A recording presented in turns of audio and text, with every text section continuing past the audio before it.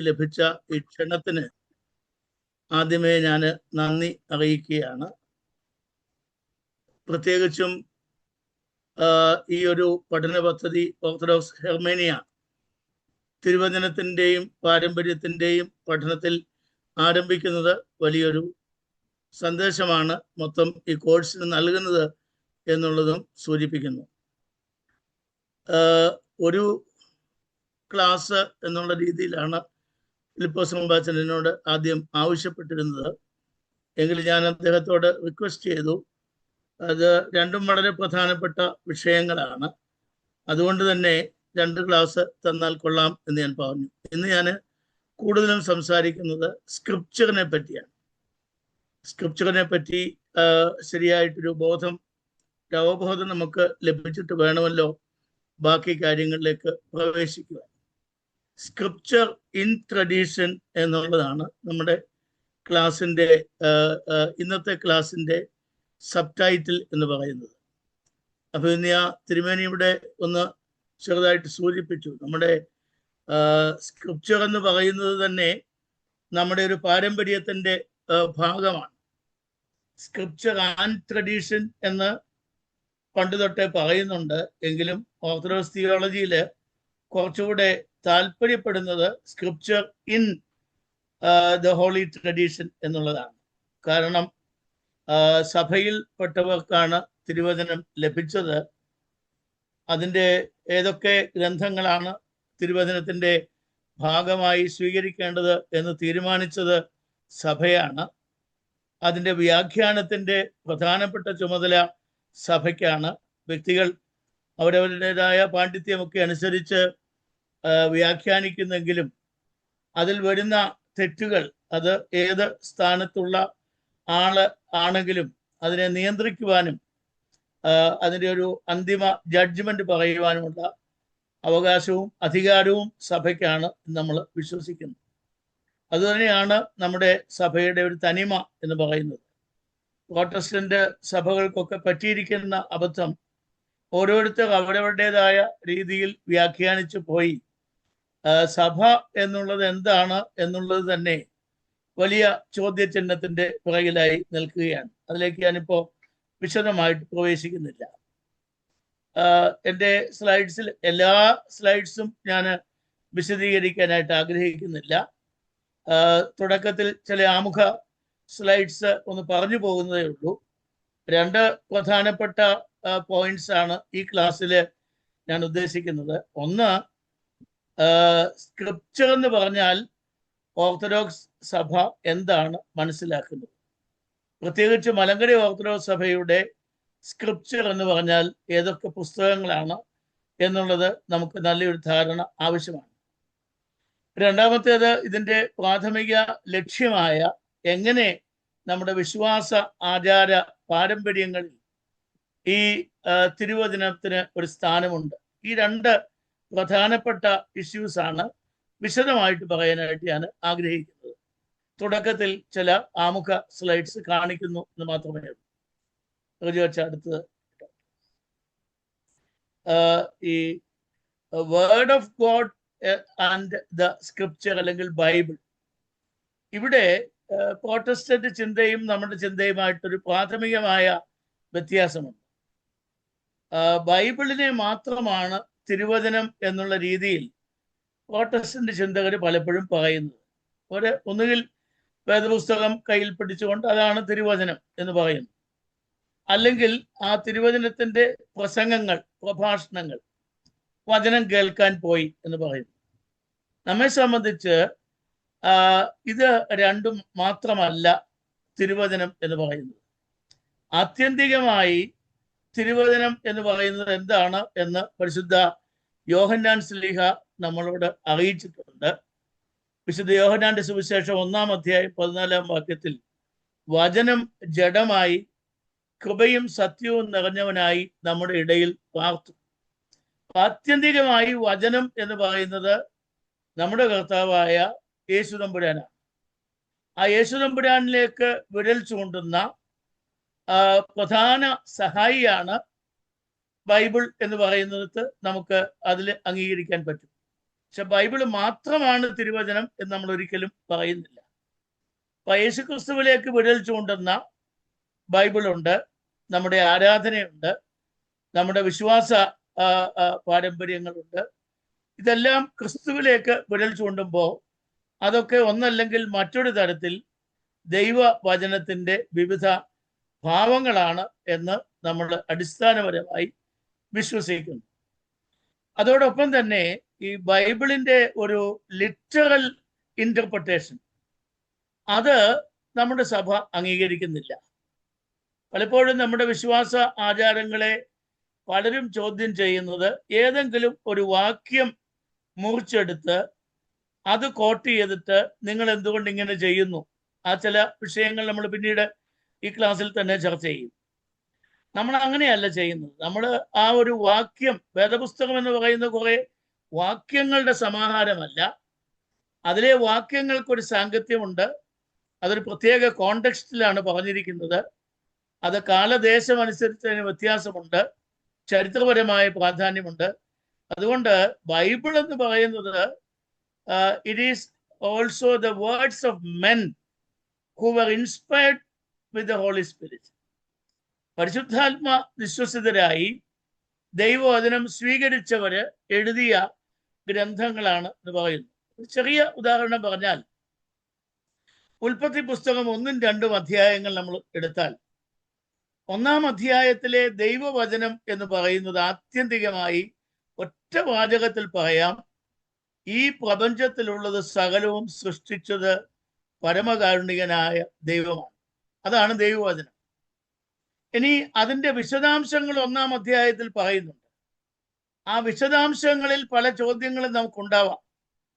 അത് ദൈവവചനത്തിൻ്റെ പരിമിതിയല്ല സൂചിപ്പിക്കുന്നത്, മറിച്ച് ഈ ദൈവവചനം സ്വീകരിച്ച, ഇത് ഗ്രന്ഥരൂപത്തിലാക്കിയ ആൾ, ഗ്രന്ഥകാരൻ ജീവിച്ചിരുന്ന കാലം, അദ്ദേഹത്തിൻ്റെ സംസ്കാരം, അദ്ദേഹത്തിൻ്റെ ശാസ്ത്രബോധം എന്നെല്ലാം ഉൾക്കൊള്ളുന്നതാണ്. ഉദാഹരണം പറഞ്ഞാൽ, ഇപ്പോൾ ആദിയിൽ ദൈവം ആകാശവും ഭൂമിയും സൃഷ്ടിച്ചു എന്ന് പറഞ്ഞ് തുടങ്ങി സൂര്യനെ പറ്റിയും ചന്ദ്രനെ പറ്റിയും നക്ഷത്രങ്ങളെ പറ്റിയും ഒക്കെ മാത്രമേ പറയുന്നുള്ളൂ. ഇന്ന് ശാസ്ത്രം പഠിക്കുന്ന ഒരു കുട്ടി വേണേൽ ചോദിക്കുക, എന്തുകൊണ്ടാണ് ഈ ഉൽപ്പത്തി പുസ്തകത്തിൽ പ്ലൂട്ടോയുടെയും നെപ്റ്റ്യൂണിന്റെയും കാര്യം പറയാത്തത്? അത് ദൈവം സൃഷ്ടിച്ചതല്ലേ? തീർച്ചയായും ദൈവം സൃഷ്ടിച്ചതാണ്. പക്ഷേ BC 8-ാം നൂറ്റാണ്ടിൽ ദാവീദിന്റെ കാലത്ത് ആണ് ഈ സൃഷ്ടിയുടെ ചരിത്രമൊക്കെയും ഗ്രന്ഥരൂപത്തിലൊക്കെ ചമയ്ക്കപ്പെട്ടത്. ആ കാലത്തെ ശാസ്ത്രത്തിൽ ഇതിനെ പറ്റിയുള്ള തിരിച്ചറിവില്ല. അവർക്ക് ആകെപ്പാടെ അറിയാവുന്നത് അവിടെ ജീവിക്കുന്ന ഭൂമി, പിന്നെ സൂര്യനെയും ചന്ദ്രനെയും കാണാം, പിന്നെ ആകാശം നിറയെ നക്ഷത്രങ്ങൾ കാണാം. അതിൻ്റെ ഡീറ്റെയിൽസ് പറയുക എന്ന് പറയുന്നത് വേദപുസ്തകത്തിന്റെ ഉദ്ദേശമല്ല. Because Bible is not a book of science. ബൈബിളിൽ ഫിസിക്സ് ഉണ്ട്, കെമിസ്ട്രി ഉണ്ട്, ഹിസ്റ്ററി ഉണ്ട്, ബയോളജി ഉണ്ട്. But it is the book of faith. വിശ്വാസത്തിന്റെ പുസ്തകമാണ്. അപ്പൊ അതുകൊണ്ട് അതിൽ പറയുന്ന ബയോളജിയിൽ ചില പരിമിതികൾ കാണും, അതിൽ പറയുന്ന ചരിത്രത്തിൽ ചില പരിമിതികൾ കാണും, അതിൽ പറയുന്ന കെമിസ്ട്രിക്കും ഫിസിക്സിനും ചില പരിമിതികൾ കാണും. ഉൽപ്പത്തി 1-ാം അധ്യായത്തിന്റെ സംക്ഷിപ്ത ദൈവവചനം ഈ പ്രപഞ്ചത്തിൽ കാണുന്ന സർവചരാചരങ്ങളും, നമുക്ക് കാണാൻ പറ്റിയതും ഇതുവരെ കണ്ടിട്ടില്ലാത്തതും ഇനി 1000 കൊല്ലം കഴിഞ്ഞ് കാണാൻ പോകുന്നതുമായ പ്രപഞ്ച രഹസ്യങ്ങൾ മുഴുവൻ സൃഷ്ടിച്ചത് ദൈവമാണ്. അതാണ് ദൈവവചനം എന്ന് പറയുന്നത്, സംക്ഷിപ്തമായി പറഞ്ഞാൽ. ഇതുപോലെ തന്നെയാണ് മനുഷ്യന്റെ സൃഷ്ടിയെ പറ്റി 2-ാം അധ്യായത്തിൽ പറയുമ്പോഴും. ആദാമിനോട് പറയുന്നു, ആദാമിനെയും ഹവ്വയെയും ഒരുമിപ്പിച്ചിട്ട് അവൻ അപ്പനെയും അമ്മയെയും ഉപേക്ഷിച്ച് ഭാര്യയോട് പറ്റിച്ചേരും. അതെങ്ങനെയാണ്? ഏറ്റവും ആദ്യം സൃഷ്ടിക്കപ്പെട്ട ആദാമിന് എങ്ങനെയാ അപ്പനും അമ്മയും വരുന്നത്? സ്വാഭാവികമായും ഹൈസ്കൂളിൽ പഠിക്കുന്ന ഒരു കുട്ടി ചോദിക്കാവുന്ന ചോദ്യമാണ്. പക്ഷേ അവിടെ അത് എഴുതിയ ആളിന് അപ്പനും അമ്മയും ഒക്കെ ഉണ്ടായിരുന്നു. അദ്ദേഹം ദൈവത്തോട് ചോദിച്ച ഒരു ചോദ്യമാണ്, മനുഷ്യൻ എങ്ങനെ സൃഷ്ടിക്കപ്പെട്ടു? അപ്പൊ ദൈവം കൊടുത്ത ഉത്തരമാണ്, ഞാനാണ് ഈ മനുഷ്യനെ സൃഷ്ടിച്ചിരിക്കുന്നത്. അതാണ് ദൈവവചനം. അത് മനസ്സിൽ വെച്ചുകൊണ്ട് ആ ഗ്രന്ഥകാരന് അറിയാവുന്ന രീതിയിൽ സൃഷ്ടിയെ വിവരിച്ചിരിക്കുകയാണ്. ഇന്നായിരുന്നു അത് എഴുതിയിരുന്നെങ്കിൽ തീർച്ചയായും ഗ്രന്ഥകാരൻ പറഞ്ഞേനെ ദൈവം എക്സ് ക്രോമസോംസിനെയും വൈ ക്രോമസോംസിനെയും എടുത്ത് ഒന്ന് പുരുഷനെയും സ്ത്രീയെയും സൃഷ്ടിച്ചു എന്ന് പറഞ്ഞേനെ. ഇന്നായിരുന്നെങ്കിൽ അന്നത്തെ ശാസ്ത്രത്തിന് അത്രയും ഡെവലപ്മെന്റ് ഇല്ലായിരുന്നു എന്ന് ധരിച്ചാൽ മതി. ചെറിയ ഉദാഹരണം ഞാൻ പറഞ്ഞു എന്നുള്ളത്. അപ്പൊ ചുരുക്കത്തിൽ ഓരോ അക്ഷരവും ഓരോ കോമായും അല്ല ദൈവവചനം, മറിച്ച് അതിന്റെ ആത്യന്തികമായ ആന്തരികമായ അർത്ഥമാണ്. The essential matters in each and every book of the Bible, that is the word of God. അടുത്ത സ്ലൈഡ് എടുക്കാം. ഈ ദൈവവചനം മനുഷ്യർക്ക് കിട്ടിയത് വിഷൻസ് ഉണ്ട്, ഡ്രീംസ് ഉണ്ട്, ഓറക്കിൾസ് ഉണ്ട്, നാച്ചുറൽ ഈവൻസ് ഉണ്ട്. നമുക്കറിയാം നോഹയുടെ കാലത്തൊക്കെ ഒരു പ്രളയം ഉണ്ടായപ്പോൾ തന്നെ ആ പ്രളയത്തിലൂടെ ഒരു ദൈവവചനം സ്വീകരിക്കുകയാണ് ദൈവമക്കൾ. അത് മനുഷ്യന്റെ പാപത്തെ പറ്റി ബോധ്യപ്പെടുത്തുന്നു, അനുതാപത്തെ പറ്റി ബോധ്യപ്പെടുത്തുന്നു. അതുപോലെ പേഴ്സണൽ എക്സ്പീരിയൻസ് പ്രവാചകന്മാരുടെയും ദർശകന്മാരുടെയും ഒക്കെ ഉണ്ട്. അടുത്ത സ്ലൈഡ് എടുക്കാം. അപ്പൊ ചുരുക്കത്തിൽ ഈ ദൈവവചനം ബൈബിളിലേക്ക് വന്നത് ഒരു ഗോഡ് മാൻ ഇന്ററാക്ഷനിൽ കൂടെയാണ്. ആ ബൈബിൾ എന്ന് പറയുന്നതിനകത്ത് പല ലിറ്റററി ഫോംസ് ഉണ്ട്. ആദ്യമേ അച്ചടി ഉണ്ടാകുന്നതിനും അക്ഷരം ഉണ്ടാകുന്നതിനും ഹീറോഗ്ലിഫിക്സ് ഉണ്ടാകുന്നതിന് മുൻപ് തന്നെ ഈ പ്രപഞ്ചം ഉണ്ടല്ലോ. അപ്പൊ ആദ്യകാലത്ത് വാച്യ രൂപത്തിൽ ഇത് പ്രചരിച്ചിരുന്നു. അപ്പൊ അന്ന് അക്ഷരങ്ങളിൽ കൂടെ അല്ല ആരും ദൈവവചനം സ്വീകരിച്ചത്. ഇന്നത്തെ കണക്കനുസരിച്ച് പ്രപഞ്ചത്തിന് കോടിക്കണക്കിന് വർഷങ്ങളുടെ ആയുസ്സുണ്ട്. അന്ന് ആ കോടിക്കണക്കിന് വർഷങ്ങൾക്ക് മുൻപ് സൃഷ്ടിച്ച ദൈവമാണ്. അന്ന് ആരും നോട്ട് കുറിച്ചെടുത്തിരുന്നില്ല. ഇത് ഈ ദർശനം ലഭിച്ച മനുഷ്യർ അവരവരുടേതായ ആംഗ്യഭാഷയിലൂടെയും മറ്റ് ചിത്രകലകളിലൂടെയും ഒക്കെ ദൈവവചനം പ്രചരിപ്പിച്ചിരുന്നു. ബൈബിളിലെ ധാരാളം കീർത്തനങ്ങളുണ്ട്, പ്രാർത്ഥനകളുണ്ട്, കഥകളുണ്ട്. ഇത് എഴുതപ്പെട്ട കാലഘട്ടം ഞാൻ പറഞ്ഞല്ലോ ദാവീദിന്റെ കാലഘട്ടത്തിലാണ്, ദാവീദിന്റെയും ശലോമോന്റെയും കാലഘട്ടത്തിലാണ് ഈ സൃഷ്ടിയുടെ വിവരണമൊക്കെ വരുന്നത്. ഇപ്പം BC 7-8 നൂറ്റാണ്ടുകളാണ്. അത് കഴിഞ്ഞ് ഇങ്ങോട്ടാണ് ഇതിന്റെ ഒരു എഴുത്ത് രൂപം നമ്മൾ കാണുന്നത്. അത് തന്നെ അന്ന് എഴുതപ്പെട്ടതൊന്നും ഇപ്പൊ നമ്മുടെ കയ്യിലില്ല. ഇപ്പൊ പഴയ നിയമം എബ്രായ ഭാഷയിലും പുതിയ നിയമം ഗ്രീക്കിലുമാണ് എഴുതപ്പെട്ടത്. അപ്പോൾ എബ്രായ ഭാഷയിൽ നമുക്കിന്ന് ഏർലിയസ്റ്റ് ആയിട്ട് അവൈലബിൾ ആയിട്ടുള്ള മേജർ മാനുസ്ക്രിപ്റ്റ്സ് എന്ന് പറയുന്നത് മിഡിൽ ഏജസിലെയാണ്. AD 8-ാം നൂറ്റാണ്ടൊക്കെ കഴിഞ്ഞുള്ളതേ ഉള്ളൂ, അതിന് മുമ്പുള്ളതില്ല. അതിനു മുമ്പുള്ളത് വളരെ ചെറിയ അളവിൽ കുമ്രാൻ സ്ക്രോൾസിൽ കിട്ടിയിട്ടുണ്ട്. ചാവുകടൽ ചുള്ളുകളിൽ യെശയ്യാവിന്റെ സ്ക്രോളൊക്കെ കിട്ടിയിട്ടുണ്ട്. അതാണ് that is considered to be the earliest manuscript, Hebrew manuscript. ഇത് തന്നെയാണ് പുതിയ നിയമത്തിന്റെ കാര്യത്തിൽ. കോഡെക്സ് സൈനാറ്റിക്കസ് എന്ന് പറയുന്ന ഒരു കൈയെഴുത്ത് പ്രതി മൗണ്ട് സീനായിലുള്ള ആശ്രമത്തിൽ നിന്ന് കിട്ടിയതാണ്. 4-ാം നൂറ്റാണ്ടിൽ കണ്ടെടുക്കപ്പെട്ടിട്ടുള്ള ഒരു സ്ക്രോളാണ്. അപ്പോൾ കർത്താവ് പ്രവർത്തിച്ചത് AD 1-ാം നൂറ്റാണ്ടിലാണ്. പക്ഷെ അന്നൊക്കെ എഴുതിയതും കുറിച്ചിട്ടതും ഒന്നും നമ്മുടെ കയ്യിൽ ഇപ്പൊ ഇല്ല. നമുക്ക് ഇപ്പോൾ ഉള്ളതിൽ ഏറ്റവും ഏർലിയസ്റ്റ് AD 4-ാം നൂറ്റാണ്ടിൽ എഴുതപ്പെട്ട കോഡെക്സ് സൈനാറ്റിക്കസ് എന്ന് പറയുന്ന മാനുസ്ക്രിപ്റ്റ്സും അതുപോലുള്ള മാനുസ്ക്രിപ്റ്റ്സേ ഉള്ളൂ. അത് തന്നെ നമ്മുടെ കയ്യിലില്ല. അതിന്റെ ട്രാൻസ്ലേഷൻസ് ഉണ്ടായി. ഹീബ്രു ആയിരുന്നാലും ഗ്രീക്ക് ആയാലും അത് ലത്തീൻ ഭാഷയിലേക്കും സുറിയാനിയിലേക്കും ഒക്കെ തർജ്ജമ ചെയ്യപ്പെട്ടു. അതിന്റെ പിന്നെയും ട്രാൻസ്ലേഷൻ ഇംഗ്ലീഷിലുമൊക്കെ വന്നു, വീണ്ടും നമ്മുടെ ഭാഷയിൽ മലയാളത്തിൽ വന്നു.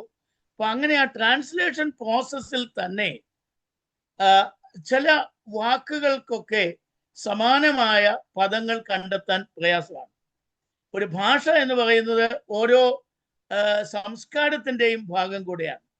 ഞാൻ കുറെ കാലം ജർമ്മനിയിലായിരുന്നു. അവിടെ ഒരു മനുഷ്യന് ദേഷ്യം വരുമ്പോൾ പറയുന്ന ഒരു വാക്കുണ്ട്, മൈ നോസ് ഈസ് ഫുൾ, എൻ്റെ മൂക്ക് നിറഞ്ഞിരിക്കുന്നു എന്ന് പറഞ്ഞാൽ എനിക്ക് ഭയങ്കരമായ ദേഷ്യം വന്നു എന്നുള്ള ജർമ്മൻ പ്രയോഗമാണ്. എന്ന് പറഞ്ഞാൽ പിന്നെയും എതിർഭാഗത്ത് നിൽക്കുന്ന ആൾ വാദിക്കാൻ ആരംഭിച്ചാൽ അടുത്തത് അടിയാണ്. നമ്മുടെ മലയാളത്തിൽ അത് എഴുതുകയാണെന്ന് വിചാരിക്കുക, ഇന്നയാളോട് പറഞ്ഞു അയാളുടെ മൂക്ക് നിറഞ്ഞു, നമ്മൾ വിചാരിക്കും വല്ല ജലദോഷവും വന്നതാണ് എന്ന് വിചാരിക്കും. അപ്പോൾ ആ പ്രയോഗത്തിന്റെ ഒരു കൾച്ചറൽ സിഗ്നിഫിക്കൻസ് ഉണ്ട്. അപ്പൊ ഇത് ട്രാൻസ്ലേഷനിൽ ഇങ്ങനെയുള്ള പല പ്രയാസങ്ങളുമുണ്ട്. പ്രിന്റഡ് ടെക്സ്റ്റും ഇപ്പോൾ ഡിജിറ്റൽ ഫോമിലും ഒക്കെ നമുക്ക് കിട്ടുന്നു. ഞാൻ ഇത്രയും പറയാൻ കാര്യം, പലരും ഇംഗ്ലീഷോ മലയാളമോ വേദപുസ്തകം എടുത്തിട്ട് ബൈബിളിൽ ഇങ്ങനെ പറയുന്നു, നിങ്ങൾ ഇങ്ങനെ പറയുന്നത് എന്താണ് എന്ന് ചോദിക്കും. അപ്പൊ അവരുടെ കയ്യിലിരിക്കുന്ന 20-ാം നൂറ്റാണ്ടിലെ 21-ാം നൂറ്റാണ്ടിലെ ഒരു വേർഷനാണ്. പക്ഷെ 20 നൂറ്റാണ്ടുകൾ പിറകില് എഴുതിയതൊന്നും ഇവർക്ക് അറിഞ്ഞുകൂടാ. ആ ട്രാൻസ്ലേഷൻ പ്രോസസ്സിൽ ഒത്തിരി മാറ്റങ്ങൾ വന്നു കാണും. Next slide. അപ്പൊ ഇതിനകത്ത് ദൈവത്തിന്റെ നേരിട്ടുള്ള വചനങ്ങളുണ്ട്, ദൈവജനത്തിന്റെ ചരിത്രമുണ്ട്, ഈ ഓതേഴ്സിന്റെ ഇന്റർപ്രിട്ടേഷൻ ഉണ്ട്. ഒരു ചെറിയ ഉദാഹരണം പറഞ്ഞാൽ, യോഹന്നാന്റെ സുവിശേഷം 3-ാം അധ്യായത്തിലാണെന്നാണ് എൻ്റെ ഓർമ്മ. അവിടെ പറയുന്നുണ്ട് യേശു യോഹന്നാനേക്കാൾ കൂടുതൽ പേരെ സ്നാനപ്പെടുത്തി എന്നൊരു പറച്ചിലുണ്ട്. ഗ്രന്ഥകാരൻ അദ്ദേഹത്തിന്റെ ഒരു കമന്റ് എഴുതി ചേർത്തിട്ടുണ്ട്, യേശു സ്വയമായി ആരെയും സ്നാനപ്പെടുത്തിയിട്ടില്ല. അത് സുവിശേഷകനായ യോഹന്നാന്റെ കമന്റാണ്. അപ്പോ ഈ ഒരു അപവാദം ഉണ്ടായിരുന്നു, യേശു യോഹന്നാനേക്കാൾ കൂടുതൽ പേരെ സ്നാനപ്പെടുത്തി. അത് ഒരു തർക്ക വിഷയമാണ്. അതിനൊരു ആൻസർ എന്നുള്ള രീതിയിൽ യോഹന്നാൻ പറഞ്ഞിരിക്കുന്നു, യേശു സ്വയമായി ആരെയും സ്നാനപ്പെടുത്തിയിരുന്നില്ല എന്ന്. പിന്നെ വംശാവലികളുണ്ട്, അതുപോലെ കീർത്തനങ്ങളും സദൃശവാക്യങ്ങളും കൊട്ടേഷൻസും എല്ലാം അടങ്ങിയതാണ് ബൈബിൾ. അടുത്ത സ്ലൈഡ്. ഏൻഷ്യന്റ് ബൈബിൾസ് എന്ന് പറയുന്നത് നമുക്ക് 4 എണ്ണമാണ് എടുക്കാവുന്നത്. ഒന്ന് പാലസ്തീനിൽ തന്നെ ഉളവായ എബ്രായ ഭാഷയിലുള്ള ബൈബിൾ. അതിന് 3 ഭാഗങ്ങളായിട്ട് അവർ പറയും, തോറ, നെബീം, ഖേത്തുബീം. തോറ എന്ന് പറഞ്ഞാൽ ന്യായപ്രമാണം 5 ഗ്രന്ഥങ്ങൾ, പിന്നെ നെബീം എന്ന് പറഞ്ഞാൽ പ്രവചന ഗ്രന്ഥങ്ങൾ, ഖേത്തുബീം എന്ന് പറഞ്ഞാൽ എഴുത്തുകൾ, സങ്കീർത്തനങ്ങൾ പോലെയുള്ള. അതിൻ്റെ ഒരു ഷോർട്ട് ഫോം ആയിട്ട് തനാക്ക് എന്ന് പറയും. എപ്പോഴും ജ്യൂസ് അവരുടെ ബൈബിളിനെ വിളിക്കുന്ന തനാക്ക് എന്നാണ്, ഷോർട്ട് ഫോമിൽ പറയുന്നതാണ്. എന്നാൽ പാലസ്തീന് വെളിയിൽ ധാരാളം യഹൂദന്മാർ താമസിച്ചിരുന്നു. അവരുടെ മാതൃഭാഷ, നമ്മളിപ്പോൾ അമേരിക്കയിലും കാനഡയിലും ഓസ്ട്രേലിയയിലും ജനിക്കുന്ന കുട്ടികളുടെ മാതൃഭാഷ മലയാളമാണെന്ന് നമുക്ക് പറയാം. പക്ഷെ അവർക്കാർക്കും മലയാളം അറിഞ്ഞുകൂടാ, പറയാനും അറിഞ്ഞുകൂടാ, എഴുതാനും അറിഞ്ഞുകൂടാ. എന്നുള്ള രീതിയിൽ ഒരു ഡയസ്പോറ ജൂയിഷ് കമ്മ്യൂണിറ്റി വളരെ പ്രബലമായിട്ടുണ്ടായിരുന്നു. അവരുടെ ഉപയോഗത്തിനായി BC 2-ാം നൂറ്റാണ്ടിൽ ഗ്രീക്കിലേക്ക് ട്രാൻസ്ലേറ്റ് ചെയ്ത, ടോളമി 2-ാമന്റെ കാലത്ത് ട്രാൻസ്ലേറ്റ് ചെയ്ത സെപ്റ്റുവജിന്റ 70 മൂപ്പന്മാരാണ് അത് ചെയ്തത്. അവർ ഇൻഡിപെൻഡന്റ് ആയിട്ട് ചെയ്തു. അവസാനം എല്ലാവരുടെയും തർജ്ജമ ഒരുപോലെ ഇടുന്നു എന്നൊരു ഐതിഹ്യമുണ്ട്. അതുകൊണ്ട് ആ പുസ്തകത്തിന് സെപ്റ്റുവജിന്റ 70 എന്നുള്ളതിന്റെ ഗ്രീക്ക് വാക്കാണ്. ആ പേര് തന്നെയാണ് കൊടുത്തിരിക്കുന്നത്.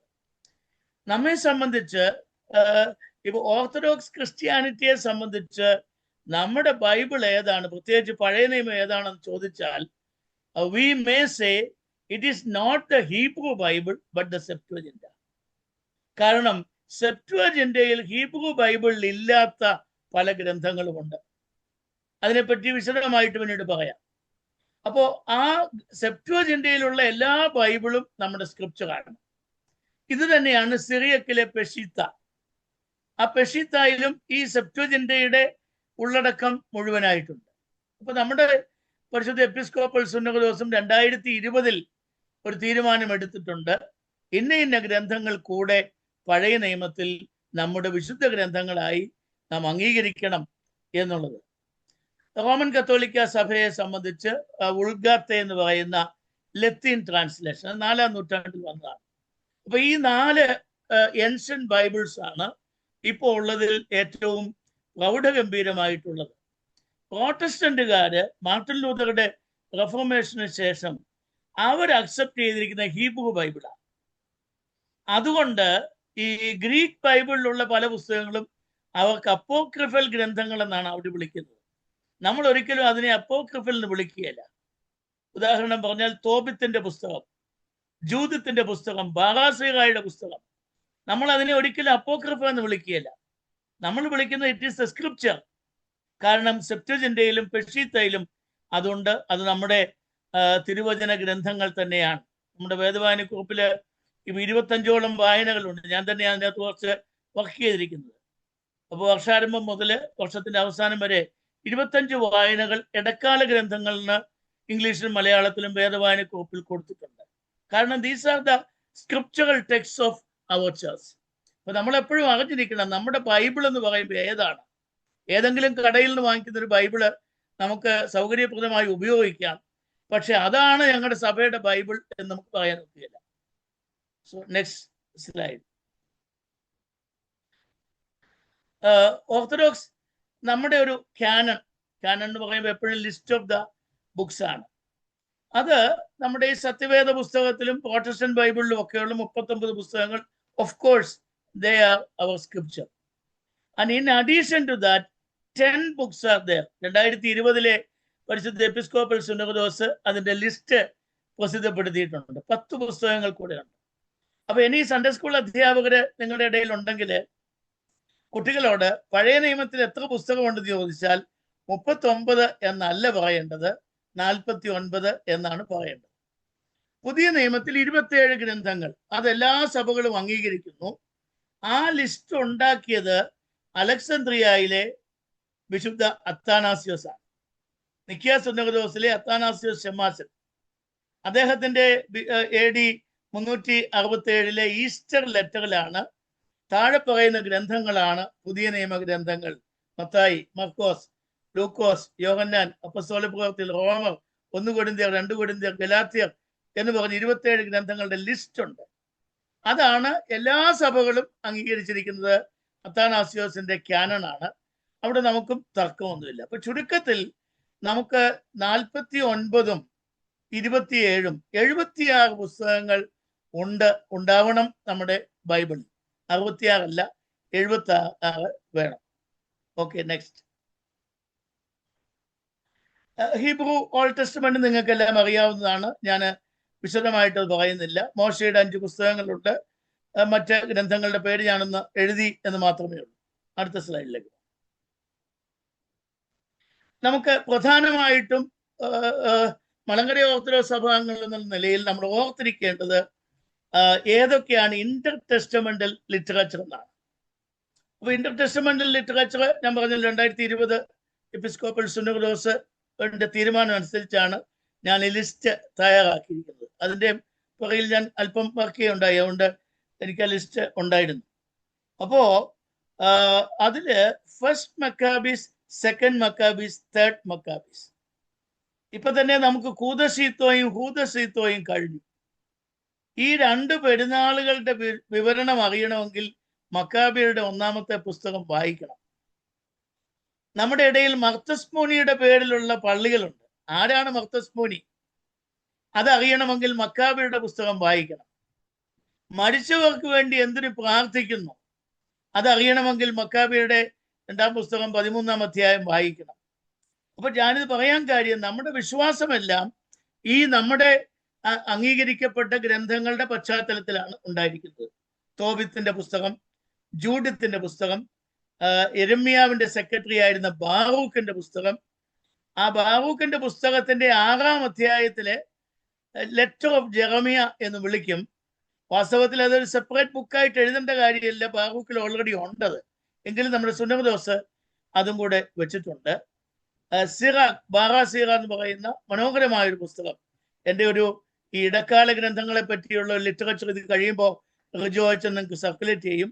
Unfortunately it is in Malayalam. അതിൻ്റെ വിശദാംശങ്ങൾ ഞാൻ കൊടുത്തിട്ടുണ്ട്. വിസ്ഡം ഓഫ് സോളമൻ, ശലോമോന്റെ വിജ്ഞാനം, സദൃശ്യവാക്യങ്ങളുടെ രീതിയിലുള്ള ഒരു പുസ്തകമാണ്. സാംസ് ഓഫ് സോളമൻ, മശിഹായെ പറ്റിയുള്ള വലിയ പ്രതീക്ഷ വെച്ചു പുലർത്തിയിരുന്ന ഏറ്റവും പ്രൗഢഗംഭീരമായ ഒരു ഗ്രന്ഥമാണ് സാംസ് ഓഫ് സോളമൻ. ഈ 10 പുസ്തകങ്ങൾ ഇൻഡിപെൻഡന്റ് ബുക്സ് ആയിട്ട് നമ്മുടെ ഇന്റർ ടെസ്റ്റമെന്റ് ലിറ്ററേച്ചറിൽ ഉണ്ട്.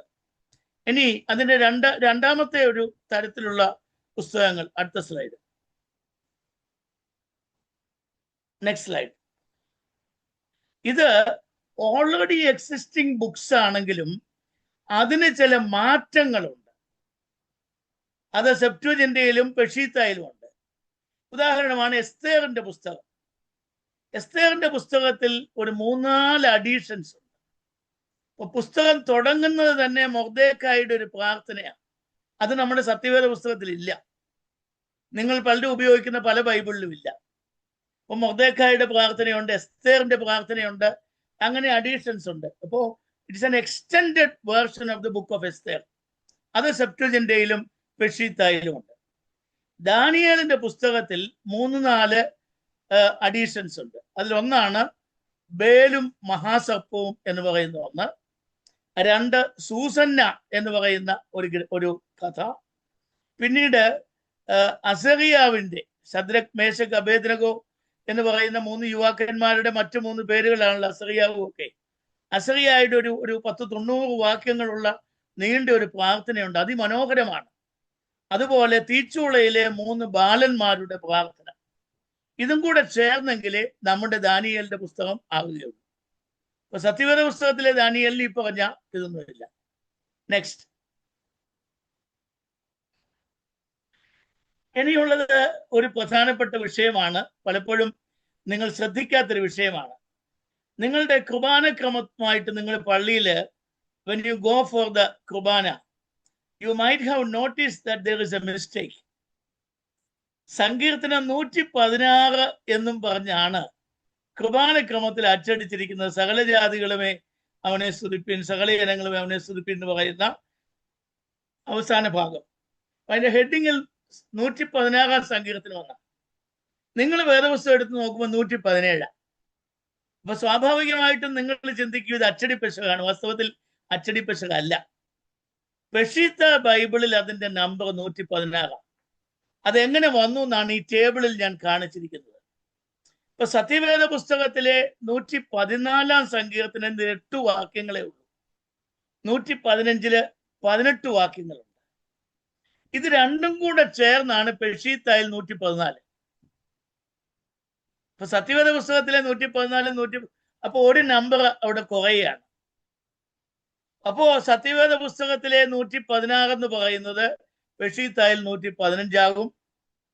സത്യവേദ പുസ്തകത്തിലെ 117 പെഷീത്തായിൽ 116 ആകും. അതാണ് കുർബാനക്രമത്തിൽ അങ്ങനെയുള്ള നമ്പർ വരുന്നത്. അടുത്ത മാറ്റം വരുന്നത് 146 സങ്കീർത്തനം തൊട്ടാണ്. 10 വാക്യങ്ങളാണ് സത്യവേദ പുസ്തകത്തിൽ അല്ലെങ്കിൽ English Protestant ബൈബിളിലുള്ളത്. 147 has got 20 verses. In Peshitta, these are joined together with 30 verses. Again, ഒരു നമ്പർ ഇവിടെ വ്യത്യാസം വരികയാണ്.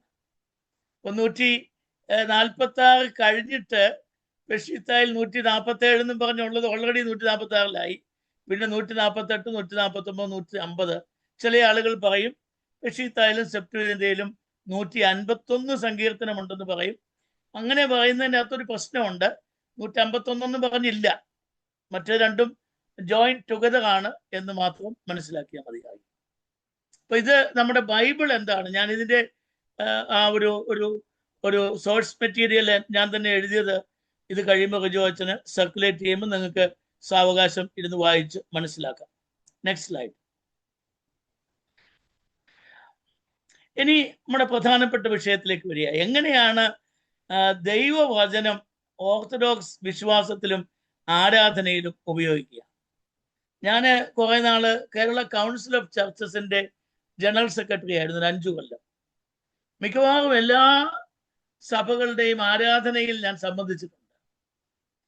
അപ്പോ ഞാൻ പലപ്പോഴും നമ്മുടെ ആളുകൾ എപ്പോഴും പറയുന്നൊരു കമന്റാണ്, ഓർത്തഡോക്സുകാർക്ക് വേദപുസ്തകം ഇല്ല. അതിന്റെ ആൻസറാണ് ഞാനിവിടെ പറയാൻ ആഗ്രഹിക്കുന്നത്. അപ്പോ നമ്മുടെ കുർബാനയ്ക്ക് കഴിഞ്ഞ ആഴ്ച എലിസബത്തിന്റെയും മറിയാമിന്റെയും കൂടിക്കാഴ്ചയായിരുന്നു. പഴയ നിയമത്തിൽ 5 വായനകളായിട്ടിരിക്കുന്നത്. 5 വായനകളാണ്.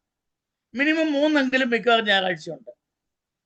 പിന്നെ കുർബാന തുടങ്ങിക്കഴിയുമ്പോൾ ഭൂവിലേശേഷം ചൊല്ലിക്കഴിയുമ്പോൾ അപ്പസ്തോല പ്രവർത്തികളോ പൊതുലേഖനങ്ങളോ വെളിപ്പാട് പുസ്തകമോ അതിൽ നിന്നൊരു ഭാഗം വായിക്കും. അത് കഴിയുമ്പോൾ പൗലോസിന്റെ 14 ലേഖനങ്ങളിൽ ഏതെങ്കിലും ഒന്ന് വായിക്കും, plus gospel reading. So that means on a Sunday during the liturgy we have at least 6 Bible readings. In none of the Christian communities, neither in the Catholic Church nor in the Pentecostal churches, in the Brethren Church, any of the churches, they have 6 Bible readings on a Sunday worship. ഈ 6 വേദവായന ഉള്ളത് നമ്മുടെ സഭയ്ക്ക് മാത്രമേ ഉള്ളൂ. ഈ 6 കേട്ടിട്ടാണ് നമ്മൾ പറയുന്നത് നമുക്ക് വേദവസ്ഥയില്ല. അവിടെയാണ് അതിൻ്റെ ഒരു വലിയ പ്രശ്നം നിലനിൽക്കുന്നത്. ഇനി തീർന്നില്ല, വേദപുസ്തകം തുറന്നു വായിക്കുന്നതാണ് ഈ 6 പുസ്തകങ്ങൾ. ഇതുകൂടാതെ ധാരാളം സങ്കീർത്തനങ്ങൾ നമ്മൾ ആലപിക്കാറുണ്ട്. അത് പ്രഭാത നമസ്കാരത്തിനാണെങ്കിലും സന്ധ്യ നമസ്കാരത്തിനാണെങ്കിലും വീട്ടുകൂദാശയ്ക്കാണെങ്കിലും കല്യാണത്തിനാണെങ്കിലും ശവസംസ്കാരത്തിനാണെങ്കിലും ഒക്കെ സങ്കീർത്തനങ്ങൾ വായിക്കും. ഇതെല്ലാം ബൈബിളാണ്. നമ്മുടെ പുസ്തകത്തിൽ അത് കോപ്പി ചെയ്ത് വെച്ചിരിക്കുന്നുള്ളതേ ഉള്ളൂ. അപ്പൊ ഞായറാഴ്ചത്തെ കാര്യം പറഞ്ഞാൽ, ഞായറാഴ്ച മോർണിംഗ് വർഷിപ്പില് Psalm 51 ഉണ്ട്, പിന്നെ 63 ഉണ്ട്, പിന്നെ ഒരു Psalms are joined together. ഇതെല്ലാം കഴിഞ്ഞിട്ടാണ് പിന്നെ 6 വായനകൾ. കെംദ നമസ്കാരമാണെങ്കിൽ അതിൽ കൂടുതൽ മോർണിംഗ് വർഷിപ്പിലുണ്ട്. അപ്പൊ യൂസ് ഓഫ് സാംസ്, അതുപോലെ ഓൾഡ് ടെസ്റ്റ്മെന്റ് റീഡിങ്സ് അതിൻ്റെ കൂടെ ആഡ് ചെയ്യണം. നമ്മുടെ പാട്ടുകൾ, നമ്മൾ പലപ്പോഴും നമ്മുടെ ആരാധനയ്ക്ക് ഉപയോഗിക്കുന്ന സുവിശേഷ ഗീതങ്ങളിൽ, ഇപ്പൊ മർത്തമ സഭയുടെ ഒരു സൺഡേ വർഷിപ്പ് എന്ന് പറഞ്ഞാൽ അവര് ക്രിസ്തീയ കീർത്തനം എടുത്ത് 2-3 പാട്ടൊക്കെ പാടും. നമുക്ക് അങ്ങനെയുള്ള പാട്ടുകളില്ല. നമുക്ക് ലിറ്റർജിക്കൽ ഹിംസ് ആണ്. All these liturgical hymns are rooted in the scripture. ബിബ്ലിക്കലാണ് ഈ സോങ്സ് എല്ലാം. നമ്മുടെ കുരമ്പാല സ്വദേശിയായിരുന്ന പരേതനായ CK വർഗീസ് സാർ ഇറക്കിയ ലിവിങ് സാക്രിഫൈസ് നിങ്ങളുടെ പലരുടെയും വീടുകളിൽ കാണും. അതിനകത്ത് അദ്ദേഹം ഈ പാട്ടുകളുടെയും പ്രാർത്ഥനകളുടെയും ബ്രാക്കറ്റില് അതിന്റെ സങ്കീർത്തന ഭാഗം ഏതാണെന്ന് കോട്ട് ചെയ്യുന്നു. ഇപ്പൊ നിന്നാൾ സ്തുതിയോട് രാജമകൾ നിൻബലമായി രാജപാമിനിയും 45-ാം സങ്കീർത്തനമാണ്. മക്കളിലപ്പൻ കൃപ ചെയ്യും അതുപോലെ, അതൊരു സങ്കീർത്തനമാണ്. ചാർത്തും നീതിയ നിന്നാചാര്യന്മാരും മഹിമയെ നയവാന്മാരും മറ്റൊരു സങ്കീർത്തനമാണ്. ഭൂവിലെ ശേഷം അപ്പസ്തോല പ്രവൃത്തിയിൽ നിന്നുള്ളതാണ്. പൗലോസ്ലീഹ ധന്യൻ ചൊൽകേട്ടേന് ദൈവം നിങ്ങളെ ഞങ്ങൾ അറിയിച്ചതൊഴിച്ച് വേറൊരുവൻ വന്ന് അറിയിച്ചാൽ, ഗലാത്യ ലേഖനം 1-ാം അധ്യായം. So all our liturgical hymns are taken from the Bible. എന്തിനേറെ പറയുന്നു, കല്യാണത്തിന് ചൊല്ലുന്ന സുന്ദരികളിൽ സുന്ദരി നീ. മണവാട്ടിമാർക്കൊക്കെ സന്തോഷമുള്ള ഒരു പാട്ടാണ്. കാരണം ബ്യൂട്ടീഷ്യന്റെ അടുക്ക പോയി 10,000-5,000 രൂപയൊക്കെ കൊടുത്തേച്ച് വരുമ്പോഴേ ഞങ്ങൾ അച്ഛന്മാരിൽ നിന്ന് സുന്ദരികളിൽ സുന്ദരി നീ എന്ന് പാടുന്നത് കേൾക്കാൻ ഒരു സന്തോഷമാണ്. വാസ്തവത്തിൽ അവിടെ പാടുന്നത് ഉത്തമഗീതത്തിലെ ഒരു ഭാഗം സഭയെ പറ്റി ഉള്ള വിവരണമാണ്. മണവാട്ടി സഭയെ റെപ്രസെന്റ് ചെയ്ത് നിൽക്കുകയാണ്. അപ്പോ all our worship songs, all our liturgical hymns are taken from the Bible. And then the prayers, നമ്മുടെ പ്രാർത്ഥനകൾ. ഇപ്പൊ കൃപ നിറഞ്ഞ മറിയമേ നിനക്ക് സമാധാനം, നമ്മുടെ കർത്താവ് നിന്നോടുകൂടെ എന്ന് പറയുന്ന പ്രാർത്ഥന കഴിഞ്ഞ ആഴ്ച നമ്മൾ വായിച്ച വേദഭാഗത്തിലുള്ളതാ. എലിസബത്ത് മറിയാമിനെ ചൊല്ലുന്ന വന്ദനമാണ്. കൃപ നിറഞ്ഞ മറിയമേ നിനക്ക് സമാധാനം, നമ്മുടെ കർത്താവ് നിന്നോടുകൂടെ. അപ്പോ ഇങ്ങനെയുള്ള ബിബ്ലിക്കൽ പോർഷൻസ് എടുത്തിട്ടാണ് Bible. Lord's prayer is the best example. അടുത്ത കാലത്ത് ഞാനൊരു പ്രോട്ടസ്റ്റന്റുകാരനോട് ചോദിച്ചു, നിങ്ങൾ എന്തുകൊണ്ടാണ് ഈ ലോർഡ്സ് പ്രയർ ചൊല്ലാത്തത്? ബാക്കിയൊക്കെ പോട്ടെ, ഇത് കർത്താവ് ശിഷ്യന്മാരെ പഠിപ്പിച്ചതാണല്ലോ, നിങ്ങളിങ്ങനെ ചൊല്ലാന്ന് പറഞ്ഞു. Why don't you say this? അവരിങ്ങനെ പഠിച്ചു വെച്ച ഒരു അവരുടെ മറുപടി, അത് യഹൂദന്മാരെ കർത്താവ് പഠിപ്പിച്ചതാണ്, നമ്മൾ യഹൂദന്മാരല്ലാത്തത് കൊണ്ടാണ്. വളരെ ബാലിശമായ ഉത്തരമാണ്. 12 അപ്പോസ്തലന്മാരും യഹൂദന്മാരായിരുന്നു. അവരുടെ പിൻഗാമികളാണ് നമ്മൾ. യഹൂദന്മാരോട് പറഞ്ഞതെല്ലാമാണ് നമ്മൾ ബാക്കിയെല്ലാം ചെയ്യുന്നത്. പിന്നെ why can't they recite the Lord's Prayer? ഇതൊക്കെ തടസ്സവാദം പറയുന്നുള്ളതേ ഉള്ളൂ. So all our prayers are rooted in the Bible. അത് നമ്മൾ ഇപ്പൊ പ്രൊമിയോൺ സെതകാകൾ നോക്കുക. ഞാൻ ഉദാഹരണമായിട്ട് പറയും, ഈ വെള്ളത്തിലിട്ട് ഒരു സ്പോഞ്ച് കഷ്ണം എടുത്തിട്ട് ഇങ്ങനെ പിഴിയുമ്പോൾ നമ്മൾ കാണുമല്ലോ, വെള്ളം ഇങ്ങനെ ഇറ്റിറ്റ് വീഴുന്നത് കാണും. എന്ന് പറഞ്ഞതുപോലെ നമ്മുടെ പ്രൊമിയോൺ സെതകാകളൊന്ന് ഞെക്കി പിഴിഞ്ഞാൽ അതിൽ നിന്ന് ബൈബിൾ വേഴ്സസ് ഇങ്ങനെ താഴോട്ട് വീഴുന്നത് കാണും. Bible events, Bible personalities and Bible prayers. പിന്നെ നമ്മുടെ പ്രസംഗം, അത് നമ്മുടെ ഇപ്പോ എനിക്ക് തോന്നുന്നു സുറിയാനി ക്രിസ്ത്യാനികളിൽ ഏറ്റവും ഭംഗിയായി സുവിശേഷ പ്രസംഗം നടത്തുന്നത് നമ്മുടെ വൈദികരാണ്. മിക്കവാറും പള്ളികളിൽ സൺഡേയിലും ഇപ്പോൾ കല്യാണം, ഞാൻ മാർത്തോമ സഭയുടെ, ഞാൻ അവരെ കുറ്റപ്പെടുത്തൽ, എനിക്ക് വളരെ അടുപ്പവും സ്നേഹമുള്ള സഭയാണ് മാർത്തോമ സഭ. ഞാനൊരു 4-5 കൊല്ലത്തിന് മുമ്പ് ഒരു വിവാഹ ശുശ്രൂഷയിൽ പങ്കെടുത്തു. ഒരു ബിഷപ്പാണത് കാർമ്മികനായിരുന്നത്. ഒരു വാക്ക് പോലും പ്രസംഗിച്ചില്ല, not a single sentence about family life. നമ്മളങ്ങനെയല്ല, നമ്മൾ ഫാമിലി ലൈഫിനെ പറ്റി ഒരു സെർമൺ നടത്തും. വീടുപുതാശയാണെങ്കിൽ നമ്മൾ അവിടെ ഒരു ചെറിയ സെർമൺ നടത്തും. ശവസംസ്കാരത്തിന് അല്പം നീണ്ടതാണെങ്കിലും ഒരു പ്രഭാഷണം നടത്തും. Because it is the moment of the spread of the gospel. അപ്പോ ഈ പ്രഭാഷണത്തിന് വലിയ സാങ്കത്യമുണ്ട്. സഭാപിതാക്കന്മാരെല്ലാം വലിയ ബൈബിൾ പ്രഭാഷണങ്ങൾ നിർവഹിച്ചിട്ടുള്ളവരാണ്. അടുത്തതാണ് ഐക്കൺസ് ആൻഡ് സിംബൽസ്. നമ്മുടെ പള്ളിയിൽ ഉപയോഗിക്കുന്ന ഐക്കൺസ് നമ്മുടെ ഇടയിൽ അത്ര പ്രചാരത്തിലാകുന്നില്ല. ജോയച്ചനെ പോലുള്ളവർ വളരെ അധ്വാനിച്ച് ആ ഒരു ശാഖ വളരെ വിപുലപ്പെടുത്തുന്നുണ്ട്. It's a good thing. ഞാൻ റൊമേനിയയിൽ ഒരിക്കൽ പോയി. ആ പള്ളിയുടെ പുറം ഭിത്തിയും അകം ഭിത്തിയും മുഴുവൻ ഐക്കൺസാണ്. അപ്പൊ അക്ഷരാഭ്യാസമില്ലാത്ത ഒരാള് ആ കെട്ടിടത്തിൽ നിന്ന് പ്രാർത്ഥിച്ചാലും അവനിങ്ങനെ ഭിത്തിയിലേക്ക് നോക്കുമ്പോൾ it is full of biblical stories.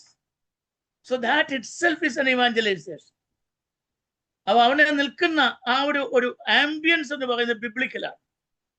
ഏഞ്ചൽസിന്റെ പടമുണ്ട്, genealogy of Christ ഉണ്ട്, ന്യായവിധിയെ പറ്റിയുണ്ട്, കന്യക മറിയാം കുഞ്ഞിനെ കൊണ്ടിരിക്കുന്നതുണ്ട്. അങ്ങനെയുള്ള ഐക്കൺസ്, ബ്യൂട്ടിഫുൾ ബൈസന്റൈൻ ഐക്കൺസ് റൊമേനിയയിൽ ഞാൻ കണ്ടു. അപ്പൊ അത് നമുക്ക് നമ്മുടെ പള്ളികളുടെ കാര്യം എടുത്താൽ വലിയ കഷ്ടമാണ്. ചില പള്ളികളിലൊക്കെ പള്ളിക്കകത്ത് ഫോട്ടോകളൊക്കെ വെച്ചിട്ടുണ്ട്. ഒരിക്കലും പാടുള്ളതല്ല. പള്ളിക്കകത്ത് വരേണ്ടത് കർത്താവിന്റെ രക്ഷാകര പ്രവൃത്തിയുമായി ബന്ധപ്പെട്ട ചിത്രങ്ങളാണ്. ഫോട്ടോകളൊക്കെ ഓഫീസിൽ വെക്കുന്നതായിരിക്കും ഏറ്റവും നല്ലത്. കാരണം ആരാധനയ്ക്ക് നിൽക്കുന്നവർ അവര് ഈ ഒരു ബിബ്ലിക്കൽ ആംബിയൻസിൽ വേണം വർഷിപ്പ് ചെയ്യാൻ. ആൻഡ് ദ സിംബൽസ്, നമ്മുടെ മണിയടി ആണെങ്കിലും മഹുബസയായിരുന്നാലും ഇതിനെല്ലാം ബിബ്ലിക്കൽ റൂട്ട്സ് ഉണ്ട്. പട്ടക്കാരുടെ വെസ്റ്റ്മെന്റ്സ്, തുയോബോ ശുശ്രൂഷ. എന്താണ് പട്ടക്കാരൻ ചെയ്യുന്നത്? ആദ്യത്തെ ശുശ്രൂഷ അഹരോന്റെ ക്രമം. അവിടെ കുപ്പായം ഇടുമ്പോഴും ചെരുപ്പിടുമ്പോഴും ഓരോന്ന് ഇടുമ്പോഴും അവിടെ ചൊല്ലാനൊരു പ്രാർത്ഥനയുണ്ട്. It is taken from the Bible. Most often a psalm, ഒരു സങ്കീർത്തനമാണ്. അല്ലെങ്കിൽ അവസാനം പോസ്റ്റ് കമ്മ്യൂണിയൻ വരുമ്പോ കാസായും പീലാസായും തുടയ്ക്കുന്നു. അന്നേരവും സങ്കീർത്തനം ചൊല്ലിക്കൊണ്ടാണ്, ബൈബിൾ ചൊല്ലിക്കൊണ്ടാണ്. സോ അവർ വർഷിപ്പ് അതിൻ്റെ അവിടെ വായിക്കപ്പെടുന്ന പുസ്തകങ്ങൾ മാത്രമല്ല, പ്രസംഗം മാത്രമല്ല, the vestments, the shape of the altar, the decorations and the symbols, everything is Bible. The architecture of the church too. നമ്മുടെ സഭ ഒന്ന് വിപുലപ്പെടുത്തേണ്ടതായിട്ടുണ്ട്. നമ്മൾക്ക് ഇപ്പോഴും പലപ്പോഴും പല പള്ളികളും എഞ്ചിനീയർമാർ അവരുടെ ഇഷ്ടമനുസരിച്ച് ഡിസൈൻ തയ്യാറാക്കി അങ്ങ് പള്ളി പണിയുകയാണ്. വാസ്തവത്തിൽ ഉണ്ടാവേണ്ടത് സഭയ്ക്ക് അതിൻ്റെ ഒരു ബോഡി ഉണ്ടാവണം. നമ്മുടെ തിയോളജി ഈ ബൈബിളിന്റെ ഈ പള്ളിയുടെ സ്ട്രക്ചറിൽ, അതിന്റെ ഷേപ്പിൽ, അതിന്റെ വിശദീകരണത്തിൽ ഉണ്ടോ എന്നുള്ളത് വിശദമാക്കണം. തന്നെ നമ്മുടെ പള്ളിക്ക് 3 ഭാഗങ്ങളുണ്ട്. ആളുകൾ നിൽക്കുന്ന പ്രാകാരമുണ്ട്, പിന്നെ അഴിക്കകമുണ്ട്, പിന്നെ മദ്ബഹായുണ്ട്. മദ്ബഹായില് നമ്മുടെ കർത്താവ് വസിക്കുന്ന ഇടമാണ്. പ്രാകാരത്തിൽ ജനങ്ങൾ, വിശ്വാസികൾ നിന്ന് പ്രാർത്ഥിക്കുന്ന ഇടമാണ്. അഴിക്കകത്ത് it is the place where God and the people meet together. നമ്മൾ വിശുദ്ധ കുർബാന സ്വീകരിക്കുന്ന ഇടമാണ്. That is the place where the believers and God to whom we pray, we meet together. അപ്പൊ ആ സ്ട്രക്ചറിനൊരു പ്രാധാന്യമുണ്ട്.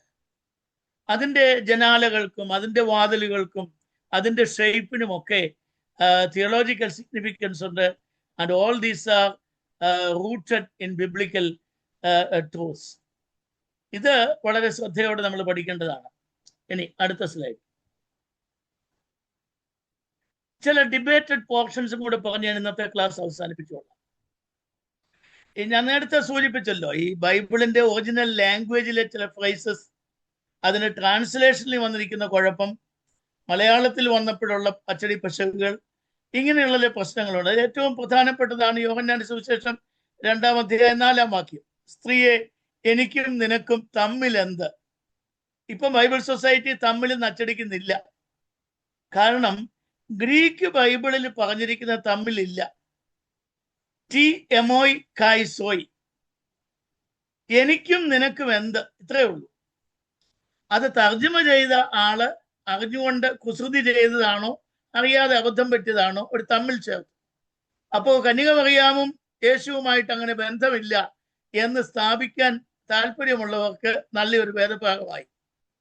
അപ്പൊ അവിടെ പറയുന്നത് കർത്താവുമായിട്ട് വിവാഹത്തിന് പോയി, അവിടെ ഒരു ഒരു ഒരു ഒരു പ്രയാസമുണ്ടായപ്പോ അമ്മ മകനോട് പറയുന്നു, മോനൊന്ന് ഇടപെടണം. അപ്പൊ നമ്മുടെ സാധാരണ അമ്മമാരുടെ ഒരു പൊതു സ്വഭാവമാണ്, കഴിവുള്ള മക്കളുമായിട്ട് പൊതുവേദികളിൽ ചെല്ലുമ്പോൾ പറയും, മോനെ ഒരു പാട്ടുപാട്, അല്ലെങ്കിൽ ഒരു പ്രസംഗം നടത്തുക. അപ്പൊ മക്കളുടെ മറുപടി എന്താ? അമ്മയ്ക്കൊന്ന് ചുമ്മാതിരിക്കാമോ? നമുക്കെന്താ ഇവിടെ കാര്യം? ഇത്രയേ ഉള്ളൂ കർത്താവും ചോദിച്ചത്. What to me and to you? നമ്മളിവിടെ ഗസ്റ്റ് ആയിട്ട് വന്നിരിക്കുന്നതാണ്. ഇവിടെ ഹോസ്റ്റ് ഉണ്ട്, ക്രമീകരണം നടത്തുന്നുണ്ട്. Let them do it. അത്രയേ ഉള്ളൂ. അതിനകത്തൊരു വലിയ വേദോപരീതം കുത്തി നിറച്ച് പഠിപ്പിക്കുന്നുണ്ട്. മറ്റൊന്നാണ് 115-ാം സങ്കീർത്തനം 17-ാം വാക്യം. മരിച്ചവരും മൗനതയിൽ ഇറങ്ങിയവരാരും യഹോവയെ സ്തുതിക്കുന്നില്ല. അതൊരു കോണ്ടെക്സ്റ്റുവൽ പ്രോബ്ലമാണ്. ഞാൻ നേരത്തെ സൂചിപ്പിച്ചല്ലോ, ബൈബിൾ ഒരു മുറിവാക്യം എടുത്തുകൊണ്ട് പഠിക്കാനുള്ളതല്ല. നിങ്ങൾ ഇത് കഴിയുമ്പോൾ ആ 115-ാം സങ്കീർത്തനം മൊത്തം വായിക്കണം. അവിടെ ആരെ പറ്റിയാണ് പറയുന്നത്? അവിടെ പറയുന്നത് വിഗ്രഹങ്ങളെ പറ്റിയും വിഗ്രഹാരാധികളെ പറ്റിയാണ്. വിഗ്രഹങ്ങളെ പറ്റി പറയുമ്പോൾ പറയുന്നു, അവയ്ക്ക് മൂക്കുണ്ടെങ്കിലും മണക്കുന്നില്ല, കണ്ണുണ്ടെങ്കിലും കാണുന്നില്ല, കാലുണ്ടെങ്കിലും നടക്കുന്നില്ല, അവയെ ആരാധിക്കുന്നവരും അവരെ പോലെയാണ് എന്ന് പറഞ്ഞിട്ടാണ് പറയുന്നത്. മരിച്ചവരും മൗനതയിൽ ഇറങ്ങിയവരാരും യഹോവയെ സ്തുതിക്കുന്നില്ല. അവിടെ മരിച്ചവർ എന്ന് പറയുന്നത് വിഗ്രഹാരാധികളാണ്, അല്ലാതെ ശരീരത്തിൽ നിന്ന് ആത്മാവ് വേർപെട്ടു പോയ ആളുകളെ പറ്റിയല്ല. നാമോ എല്ലാ നാളും യഹോവയെ സ്തുതിക്കും. അത് ആ കോണ്ടെക്സ്റ്റ് അറിയാതെ അടർത്തിയെടുത്ത് പറയുന്നതുകൊണ്ടാണ്. അതുപോലെ ഒന്നാണ് ഒരു കൾച്ചറൽ പ്രോബ്ലമാണ് 1 Corinthians 11:4. പുരുഷൻ തൻ്റെ തലയെ മൂടരുത്, പിന്നെ എന്തിനാണ് തിരുമേനിമാര് മസനപ്സായി ഇടുന്നത്? ഒരു വലിയ ചോദ്യമായിട്ട് പലരും കൊണ്ടുവരാറുണ്ട്. അപ്പോ കൊരിന്ത്യരോട് പറയുന്ന ഒരു പ്രത്യേക പശ്ചാത്തലത്തിലാണ് പറയുന്നത്. സെമിറ്റിക് റിലിജനിലെല്ലാം, അത് ഇസ്ലാം മതമായിരുന്നാലും അത് യഹൂദ മതമായിരുന്നാലും ക്രൈസ്തവ മതമായിരുന്നാലും, അവരുടെ ആരാധനയിൽ തല ഇങ്ങനെ കവർ ചെയ്യുന്ന ഒരു ശീലമുണ്ട്. അതൊരു ഒരു കൾച്ചറൽ ഹെറിറ്റേജ് ആയിട്ട് നമ്മൾ കാണുന്നു. അത് വെച്ചുകൊണ്ട് വലിയ തർക്കിച്ചിട്ട് കാര്യമില്ല എന്നാണ് എനിക്ക് തോന്നുന്നത്. ഇനി 2-3 ഇതുപോലെയുള്ള വാക്യങ്ങൾ കൂടെ ഉണ്ട് അടുത്ത സ്ലൈഡ്. ഒരു സോഷ്യൽ പ്രോബ്ലമാണ്. ഈ കഴിഞ്ഞ ആഴ്ച വനിതാ ദിനമാണ്. അന്ന് വെച്ചിരിക്കുന്ന ഒരു വായനയാണ്, അതിലാണ് സ്ത്രീകൾ സഭയിൽ മിണ്ടാതിരിക്കട്ടെ, എന്തെങ്കിലും സംശയമുണ്ടെങ്കിൽ വീട്ടിൽ പോയി ഭർത്താക്കന്മാരോട് ചോദിക്കട്ടെ. ഭർത്താക്കന്മാർക്ക് ഇതുവല്ലോ അറിയാമോ? അവർക്ക് ദുഃഖവെള്ളിയാഴ്ച എത്ര കിലോ അരി ഇടണം, കഞ്ഞി വെക്കാൻ എന്നുള്ളത് ചോദിച്ചാൽ അറിയാം. വിശ്വാസം അറിയാവുന്ന സ്ത്രീകൾക്കാണ്. ഇവിടെ തിമോത്തിയോസിന്റെ ലേഖനത്തിൽ പറഞ്ഞിരിക്കുന്നത് ഒരു പ്രത്യേക സാഹചര്യത്തിൽ ഒരു റൂളിംഗ് കൊടുക്കുകയാണ്. ഇപ്പൊ തൽക്കാലം നിങ്ങൾ സ്ത്രീകളൊന്നും മിണ്ടാതിരിക്കേ, നിങ്ങൾ വീട്ടിൽ പോയി ഭർത്താക്കന്മാരോട് ചോദിക്കും, ഇവിടെ തർക്കിക്കാതെ. ഇത്രേ ഉള്ളൂ അതിന്റെ അർത്ഥം. അതുപോലെയാണ് മർക്കോസിന്റെ സുവിശേഷം 16:16. വിശ്വസിക്കുകയും സ്നാനമേൽക്കുകയും ചെയ്യുന്നവർ രക്ഷ പ്രാപിക്കുന്നു എന്ന് പറഞ്ഞുകൊണ്ട്. അത് നമുക്കറിയാം. മർക്കോസിന്റെ സുവിശേഷം 16-ാം അധ്യായം 9-ാം വാക്യത്തിന്റെ അവിടെ ഒരു ബ്രാക്കറ്റ് കിടപ്പുണ്ട്. അവസാനം ഒരു ബ്രാക്കറ്റ് ഉണ്ട്. It is bracketed in all the Bibles, in all the, whether it is Malayalam or English or Greek, whatever it is in brackets. Because അതൊരു പ്രത്യേക മാനുസ്ക്രിപ്റ്റിൽ മാത്രമുള്ള ഒരു ഭാഗമാണ്. It is not authenticated by all the manuscripts. വേറൊന്നാണ് അപ്പോസ്തലരുടെ പ്രവൃത്തികൾ 15:29.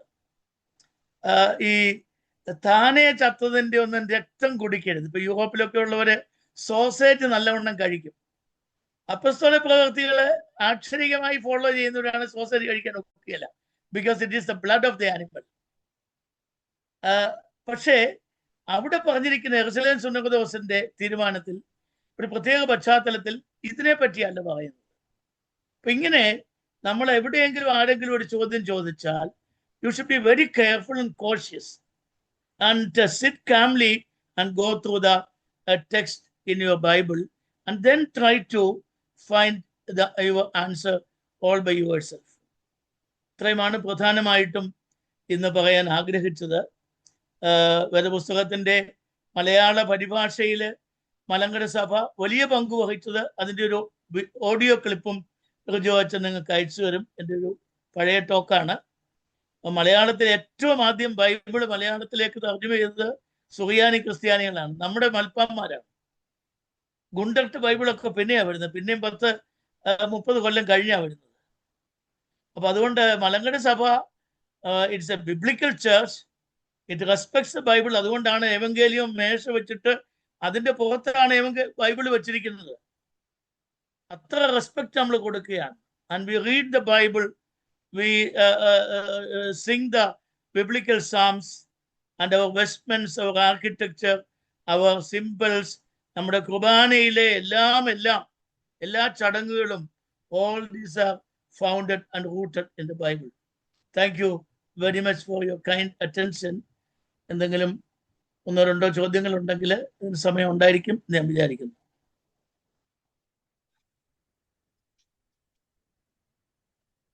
ആർക്കെങ്കിലും അച്ഛനോട് ഇന്ന് അടുത്ത ക്ലാസ്സിനെ സംബന്ധിച്ച് ചോദ്യങ്ങളുണ്ടെങ്കിൽ ഇപ്പോൾ ചോദിക്കാവുന്നതാണ്.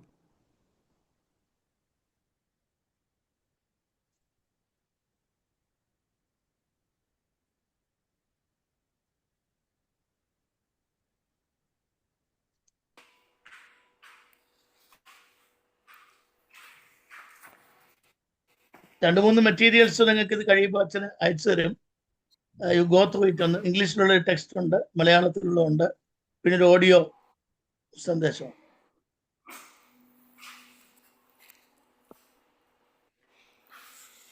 അച്ഛാ, ഗുഡ് ഈവനിങ്. Yes please. എൻ്റെ പേര് അനി എന്നാണ്. ഞാൻ സോഹാർപള്ളിയിൽ നിന്നാണ്. അച്ഛൻ സ്ക്രിപ്ചർ ഓർത്തഡോക്സ് വർക്ക്ഷോപ്പിൽ പറഞ്ഞതിൽ മാറാനായ പെരുന്നാളുകൾ, നമ്മുടെ പെരുന്നാളുകളും സ്ക്രിപ്ചേഴ്സിന്റെ സെലിബ്രേഷൻസ് അല്ലയോ? തീർച്ചയായിട്ടും, ഓഫ് കോഴ്സ്. മാറാനായ എന്ന് പറഞ്ഞാൽ കർത്താവിന് അടുത്ത പെരുന്നാളുകളാണ്. നമ്മുടെ ഒരു വർഷത്തിന്റെ ഞാൻ ഒത്തിരി സമയക്കുറവുകൊണ്ടാണ് വേദവായന കുറിപ്പ് ക്രമീകരിച്ചിരിക്കുന്നത്, ലിറ്റർജിക്കൽ ഇയർ ക്രമീകരിച്ചിരിക്കുന്നത് എല്ലാം നമ്മുടെ കർത്താവിന്റെ ജനനം മുതൽ പുനരുദ്ധാനം വരെയുള്ള എല്ലാ കാര്യങ്ങളും ഇങ്ങനെ നമ്മൾ ആവർത്തിച്ച് ഓർക്കുകയും വായിക്കുകയും ധ്യാനിക്കുകയും ചെയ്യുക. കർത്താവിന് അടുത്ത പെരുന്നാളുകൾ ഓരോന്നും വരുമ്പോൾ we give more emphasis to that particular event and we try to understand the mystery behind it. Okay, acha. Thank you.